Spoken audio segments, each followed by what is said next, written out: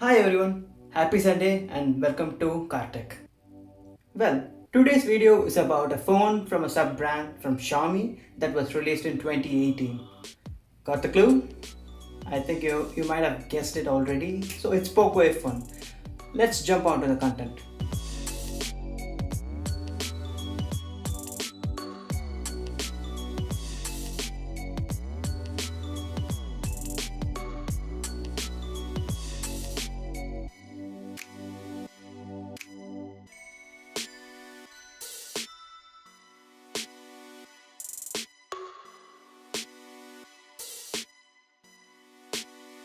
Well, the first thing that comes to my mind about Poco F1 is no, not Snapdragon 845.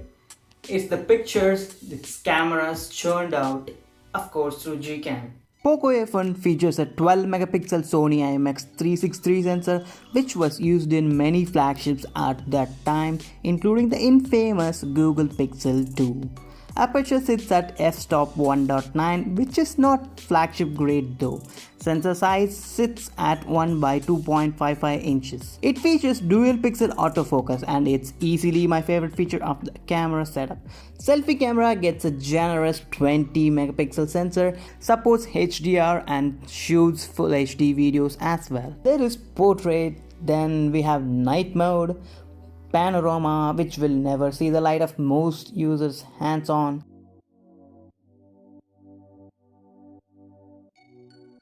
Take a look at some of the shots I took over time using Poco F1 in my usage as a secondary phone. Most of the shots are captured through Gcam Mod and so are the colors popping like anything, and night sight also works, but I won't recommend it since it rather brightens up the image and doesn't focus properly most of the times. General pattern of Gcam pictures is that all of them are eye pleasing first of all with perfect contrast, but dynamic range could use some help since it crushes the shadows more often than it doesn't, and some of the darker areas are too dark to my taste, and that's the result of average dynamic range. Nonetheless, I can assure you this phone gets you some of the best pictures in the business of sub 20k phones.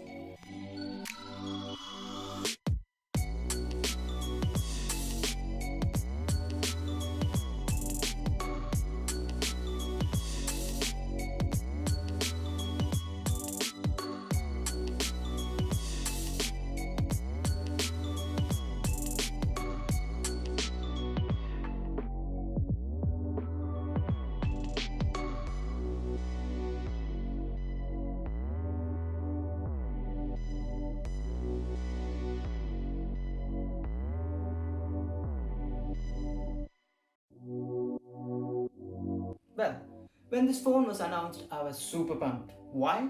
Because I can finally play PUBG without any lags. Of course, without breaking my phone too. Performance was never an issue. It works really well, if not the best, and that's predominantly due to MIUI and this obnoxious notch over the top, which hindered the phone from reaching the best experience. My version is the base 664 gigabytes, and even then the RAM management was solid. Trust me, 6 gigs is more than enough in current situation in any phones for most of the users. Now the meaty part, gaming. On a scale of 10, I would rate the gaming experience in Poco F1 to be 9. It was so good, but there was one issue that again dragged the overall experience down, the touch lag. It's really annoying thing in Poco F1. It's that everything has to be touched twice most times, and that was not cool while gaming, especially shooting games like PUBG. Your opponent will shoot you down. Those who complained about its plastic build, it does have one good advantage. It won't take dents that fast compared to metal builds. For example, my LG G5 when used with back case had a lot of dents in the back due to dust settling in, which was not the case with Poco F1. It looks still brand new, won't you agree? Poco F1 retains the headphone jack too as a bonus and a 4000 mAh battery, which gave me a decent battery life up until now. I used it with an average of 6 hours of screen on time. Let's talk about ads first. Don't worry, Poco didn't get any ads like their brother counterparts from Redmi phones. So it was a okay experience. I didn't get any ads whatsoever. But still default apps, some of the apps still does bloatware notifications from time to time, and it was not at all ideal. Software updates were generous for this device. I received security updates once in 2 months, got MIUI 10 as well as MIUI 11, and one major Android upgrade, that is 9.0 Pi. And Poco may get Android 10 at some point soon in 2020, but I cannot confirm it though. Over time, Poco pushed some solid features like 960 frames per second slow-mo, night mode, 4K 60, and Wide 1 L1 certification, to name a few. Also, Poco F1 supports voice over Wi-Fi 2 now, if you are interested. And Poco team did a good job on the updates front. Kudos to them. Poco's future. So, well, the brand may live another year, it seems, as recently the global head tweeted that we will hear more from Poco in 2020 when asked about Poco F2. So, what do you think? Would you want to see a Poco F2? Do let me know in the comments below.